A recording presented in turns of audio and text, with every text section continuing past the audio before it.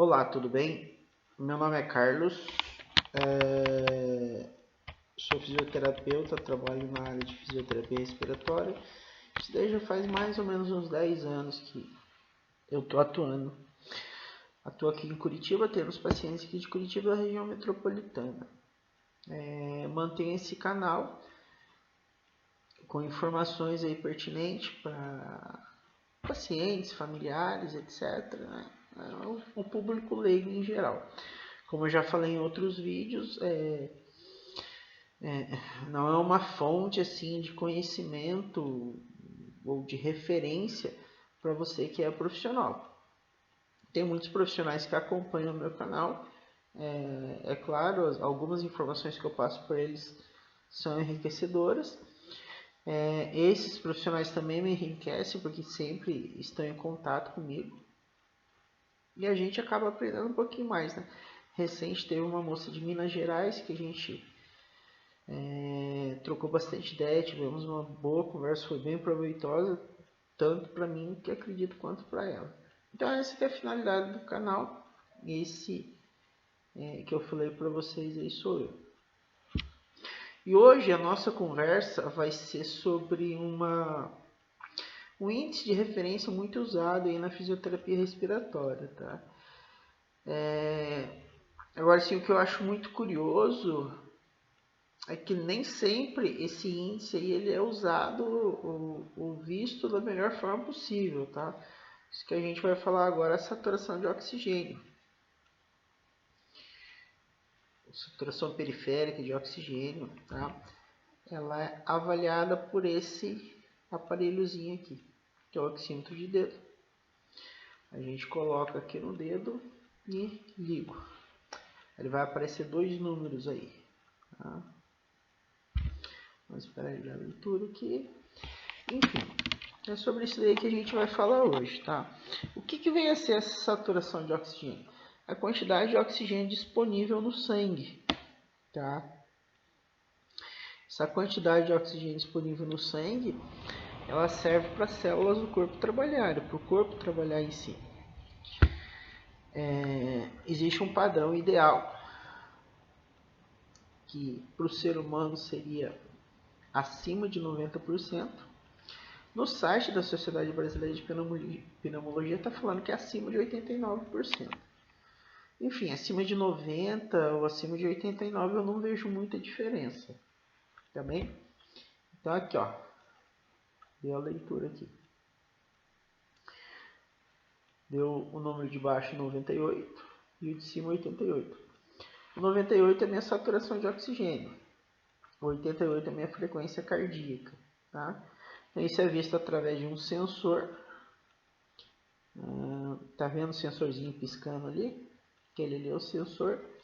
Na ponta do meu dedo, ele capta que tem sangue, gera um certo calor, então ele faz essa leitura. Tá? É algo simples. Agora sim, qual que é a importância dele? Tá? Ele sempre vai ser algo fidedigno, assim, para a gente avaliar que o paciente está bem só através dele? Não, não é. Tá? Não é. Então tem muita situação, por exemplo, esse daqui comigo, eu coloquei aqui, olha lá, ó, não está dando leitura, tá? Não está dando leitura, ele ficou um bom tempo sem dar leitura. Por que que isso acontece? Porque meu dedo está frio, aqui em Curitiba está bem frio hoje, até agora há pouco eu estava andando de moto, eu geralmente ando de moto sem luva, então meu dedo está frio. Se o meu dedo está frio, o sangue ele saiu da periferia aqui, né, da extremidade, saiu da minha mão. Ele está mais em região central.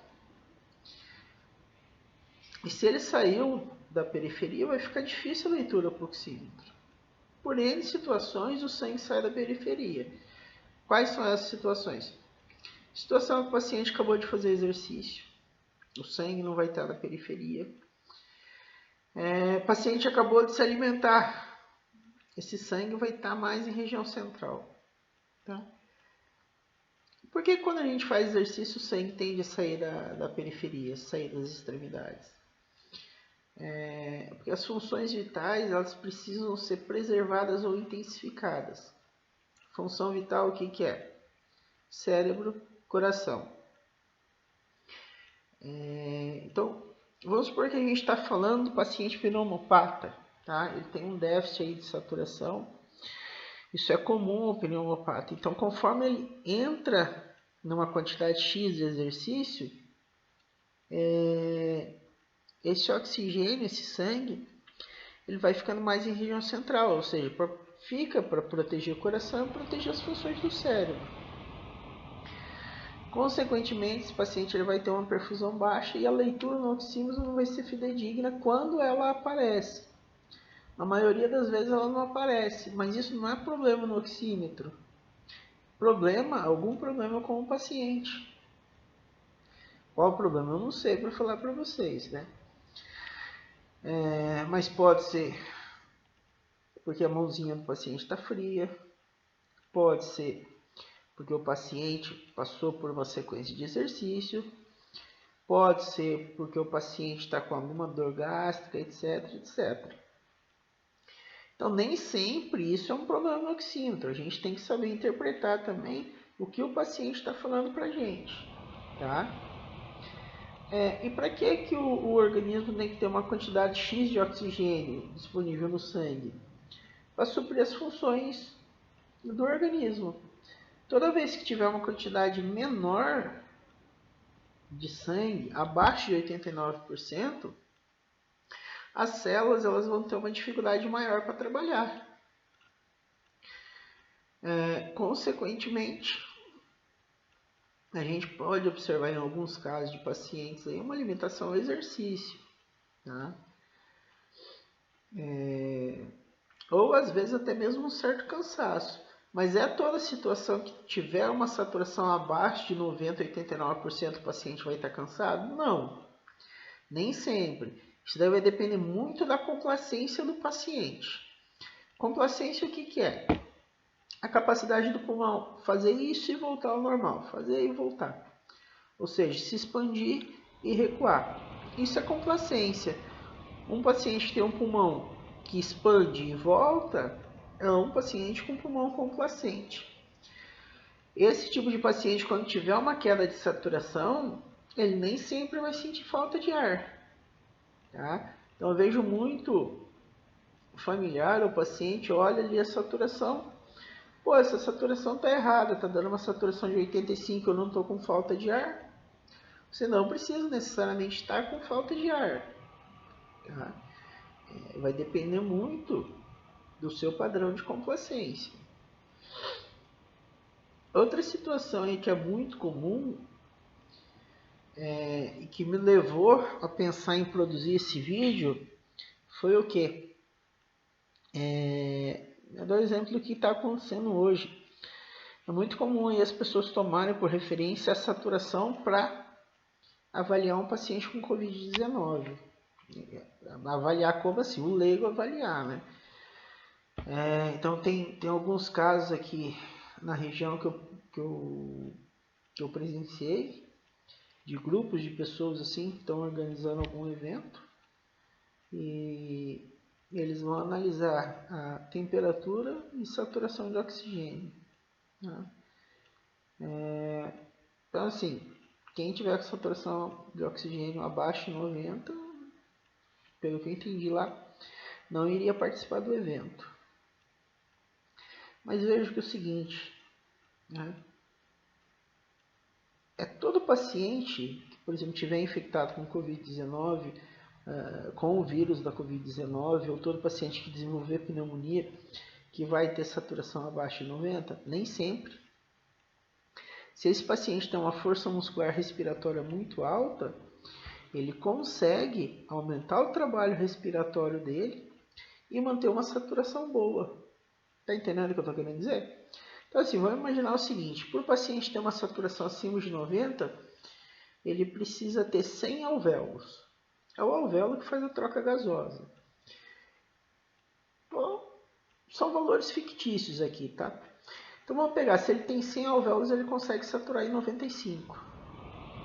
Agora, se desses 100 alvéolos, 50 alvéolos foram comprometidos, o que ele vai ter que fazer com a frequência respiratória dele para poder saturar bem? Vai ter que aumentar a frequência respiratória dele. Tá? Ele aumenta a frequência respiratória ali, o tempo de inspiração dele passa a ser maior. Isso é uma das formas que o organismo faz, ou que o organismo reage para poder manter a saturação dele alta. Então, assim, a saturação é um padrão de referência para ver se a pessoa está com o pulmão comprometido, seja por Covid-19, por fibrose, por enfisema, qualquer outra coisa. Não, principalmente se esse sujeito for um atleta, tá? Vamos supor que você é um atleta amador. Ele consegue manter a saturação de oxigênio dele alta. É só ele elevar a frequência respiratória dele. Outra coisa muito comum assim, que a gente vê é a pessoa se basear na saturação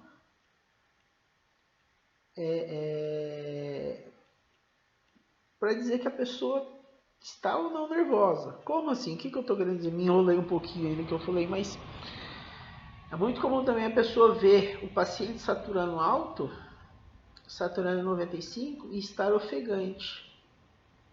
O que é estar ofegante? Estar ofegante é aumento de frequência respiratória. Então, se ele está saturando 95 e está ofegante, o que está acontecendo com esse paciente? A primeira hipótese que as pessoas levantam é que esse paciente está nervoso. Será que é só nervosismo? Não necessariamente. Pode estar acontecendo alguma coisa com ele, obstrução de via aérea ou alguma restrição de via aérea que fez com que ele aumentasse essa frequência respiratória. Tá entendendo? Então, assim, jamais pegar a saturação de oxigênio como um parâmetro único para saber a ideal condição do paciente. Tá? Nem sempre isso é fidedigno. Ele depende de vários outros parâmetros, principalmente de frequência cardíaca. Tá? Às vezes existe uma tendência muito grande do coração começar a acelerar, bater mais, ou bater mais rápido, justamente para poder compensar a saturação de oxigênio. Então ele acelera a troca gasosa ali, ele manda mais sangue para o pulmão para fazer uma troca gasosa maior para poder manter a taxa de oxigênio alta no sangue. Ou o organismo faz isso através do aumento da frequência respiratória. Então, assim, era mais ou menos isso que eu queria passar para vocês hoje, tá? Talvez não tenha ficado muito claro algum aspecto aí, porque esses vídeos que eu faço é mais uma questão de bate-papo, né? Não é uma aula assim propriamente dita, mas é uma conversa.